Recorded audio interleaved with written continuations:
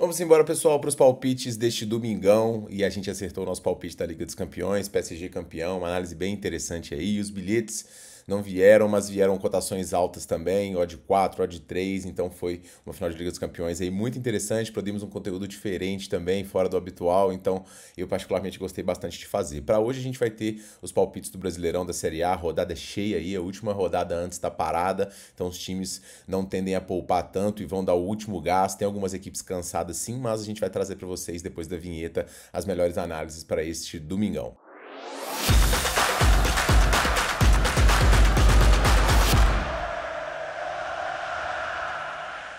E fala, galerinha passadora, beleza? Tudo bom? Tiquinaraj aqui para mais um vídeo. Antes de mais nada, se você não me segue, se inscreve aqui, deixa o like e participe do meu grupo gratuito no primeiro comentário fixado. A gente vai fazer muitas promoções lá, estamos conseguindo parceiros e, cara, tá muito maneiro o nosso grupo, com várias dicas, super odds, tá legal demais. Hoje a gente começa analisando o primeiro jogo do dia, jogo do Mirassol contra a equipe do Sport Recife. O Mirassol que vem fazendo uma campanha bem digna, tirando pontos das equipes grandes, vendo uma invencibilidade de 4 jogos em casa, então um desempenho bastante interessante também. Conseguiu na última rodada vencer o São Paulo fora de casa com 2-0, então é um time que está realmente fazendo uma campanha bem acima do esperado. O Sport, por sua vez, está numa campanha que ainda não conseguiu vencer, mesmo que vença, não sai da zona de rebaixamento, já são 9 partidas disputadas, 7 derrotas e nem contra o time reserva em casa no último jogo o time não conseguiu vencer. Mais do que vermelho o alerta da equipe do Sport, que vai ter hoje, na esperança do Barleta lá na frente do Lucas Lima, a sua vitória. O Mirassol só vai ter um desfalque no meio-campo, de resto é força máxima, uma equipe que está além dos resultados. Se você vê o Mirassol jogando bola, você entende o porquê. É uma equipe com bom controle de jogo, ótima troca de passes, boas triangulações e consegue ter uma criatividade ofensiva bem interessante, consegue finalizar bem. Eu tenho um pouquinho de receio desses times com essas cotações de muito favoritos, mas nem tá assim. Tá uma cotação bem honesta para o Mirassol aqui, possibilitando menos 0,25, dado o histórico da equipe dentro de casa, sua força ofensiva e o Sport jogando mal. Eu acho que a gente tem boas condições aqui, pode pintar o mais de 1,5 mesmo, mas como a nossa prioridade é entrar pré, a gente vai nesse menos 0,25 do Mirassol. Mas olho no mercado de mais de 1,5 gols também, uma tendência forte das equipes aqui que sofrem muitos gols e o Mirassol marcando bastante. O risco tá aqui no Sport, que não marca tantos gols, mais um ponto positivo para o nosso menos 0,25, principalmente se a gente pegar um gol da equipe do Mirassol aqui. O principal risco tá em, obviamente, sair atrás e ter que virar, né, que é uma coisa sempre complicada em se tratando de Brasileirão. No segundo jogo, pessoal, a gente tem o Santos recebendo a equipe do Botafogo, expectativa do Neymar jogar aqui essa partida, ele que vem sendo bastante cobrado, questionado, e o Santos numa situação bastante incômoda aqui na zona de rebaixamento no momento, com 8 pontos, vai ter que vencer aqui a equipe do Botafogo. O ponto positivo é que o Santos joga o melhor dentro de casa nessa competição, e apesar de ter perdido no meio de semana para o RB, Leipzig foi um amistoso que foi praticamente com jogadores reservas. A equipe conseguiu uma vitória muito importante diante do Vitória fora de casa no último jogo, fez o gol no comecinho e sentou em cima dessa vantagem, e agora vai tentar conquistar mais uma vitória. O lado ofensivo está um pouquinho ruim, o Santos não consegue criar e finalizar tanto, mas hoje, na minha visão, tem boas possibilidades diante do Botafogo. Se você for olhar os resultados do Botafogo, são resultados bons, algumas vitórias e uma classificação simplesmente heróica com um a menos nessa Copa Libertadores. Então, um jogo que foi um jogo para lavar a alma do Botafogo e também para poder minar fisicamente a equipe. Tanto é que o Cuiabano e o Igor Jesus foram até dispensados desse jogo por conta dessa questão física.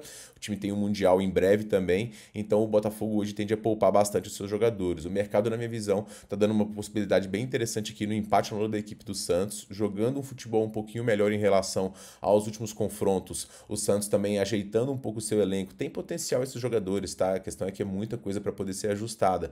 Mas jogando em casa, diante do Botafogo tão desgastado, e o Botafogo joga mal fora de casa, esse é o grande ponto. Se a gente filtrar aqui os critérios casa fora, a gente vai ver o quanto o Botafogo joga mal fora de seus domínios. Só venceu aqui o fraquíssimo, né, cara bobo da Venezuela. Então o empate do Santos a gente está muito bem defendido. Para mim, uma das melhores dicas que a gente tem nesta rodada. Juventude e Grêmio, pessoal, esse é o jogo mais difícil aqui na minha visão.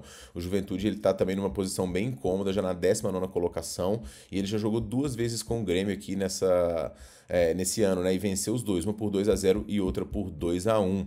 O time, apesar disso, né, no Brasileirão não está jogando um bom futebol, vem aqui de algumas partidas ruins, de derrotas, né? E já está numa sequência aqui, inclusive, de jogos sem conseguir vencer. São, no total aqui, 7 partidas que ele não vence, e em muitas o ataque não funcionou. Apesar disso, como a gente viu aqui, o desempenho em casa é um pouquinho melhor, com o time só perdendo um jogo dentro de casa.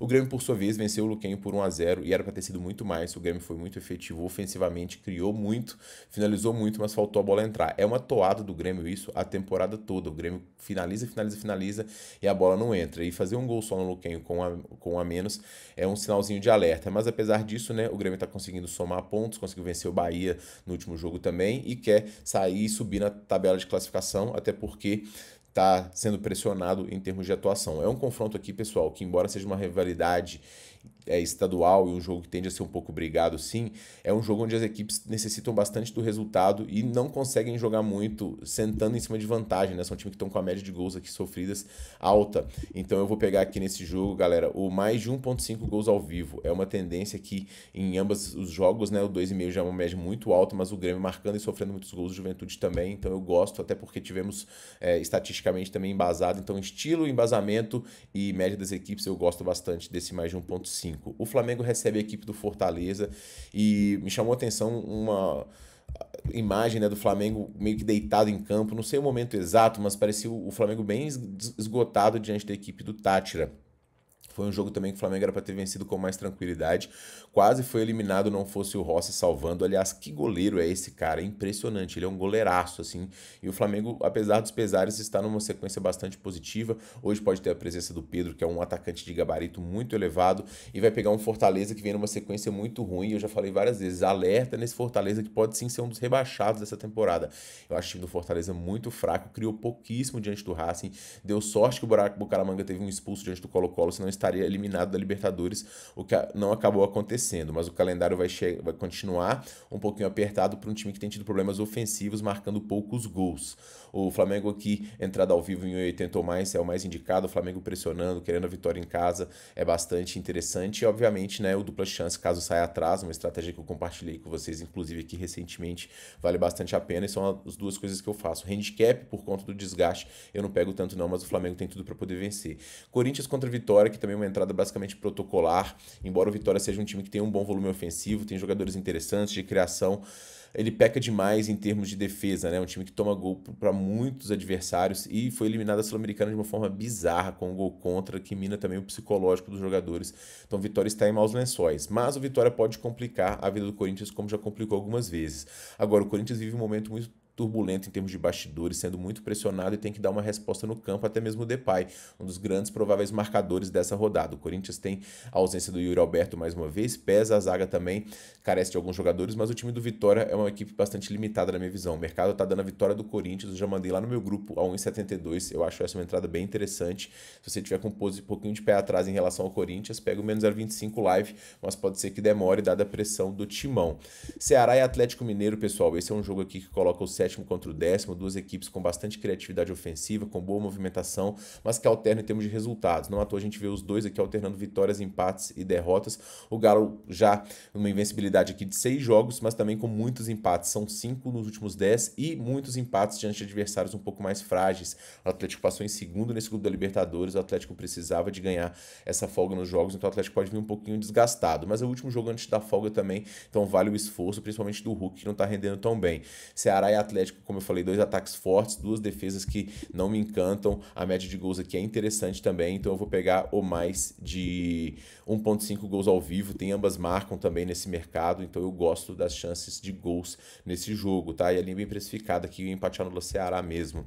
Cruzeiro e Palmeiras, pessoal, esse é um jogo aqui que coloca o bom time do Cruzeiro, terceiro colocado no Brasileirão no momento, recebendo a equipe do Palmeiras, que é a líder da competição. Esse jogo marca também a despedida do Brasil do Estevão, que estreou, se eu não me engano, com a camisa do Cruzeiro. O Cruzeiro perdeu essa joia, que agora está rendendo muito para o Palmeiras e com certeza vai render em breve para a seleção, porque ele é um craque.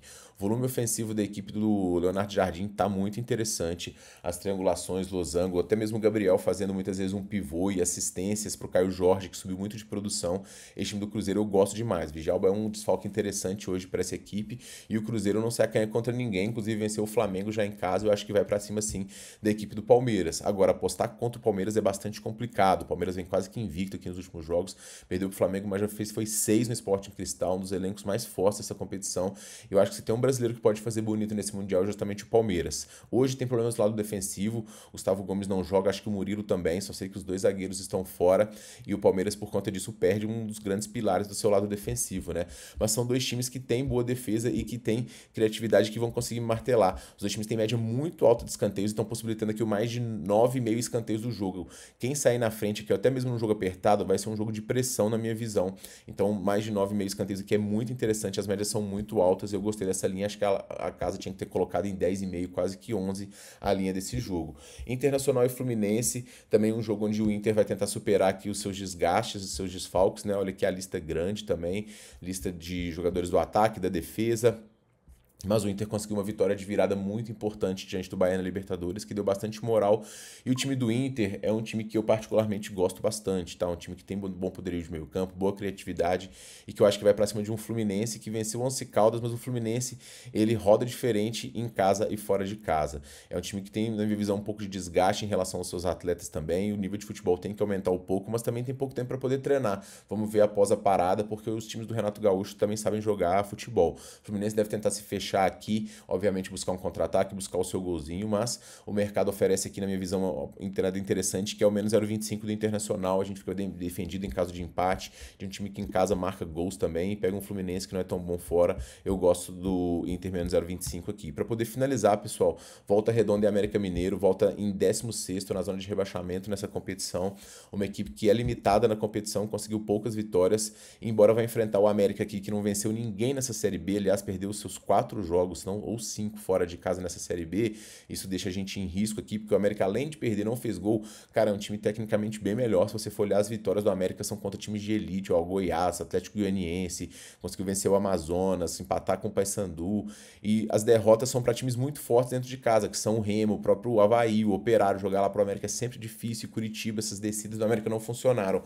Mas eu acho que o mercado erra um pouco nesse favoritismo do Volta Redonda aqui. Acho que a linha tinha que ir um pouco mais para o empate anula. Então a gente tem o dupla chance do América, para mim, a melhor entrada. Então esses são os meus palpites, pessoal, para essa rodada do Brasileirão.